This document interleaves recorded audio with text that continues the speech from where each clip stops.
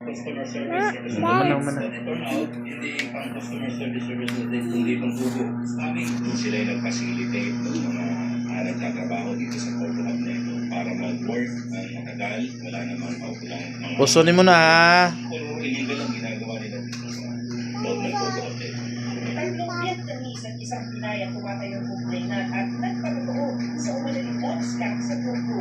Itong mga Vietnamese na ito yung mga models na ginagamit nila na-attract ng mga investors after na may love ka, ayun na, yayayain ka nila na mag-invest na sa cryptocurrency.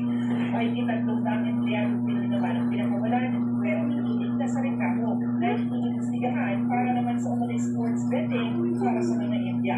Dahil hindi kabunay na ramang at pasipahin ang ilang nag-discount at sa rin. Ngayon kasi kinukuha pa namin yung laman nitong mga ito at titignan natin kung sino-sino Hindi na magawas, gabiin na. sila yung mga na-scam. Nagpis mo rin ang International Annual Organized Crime Commission o PAO ang pagtakas ng ilang non-voluntary deportation sa pamamagitan ng layover. Mismong Chinese Embassy ang nakipag-ugnayan para mabuti sila.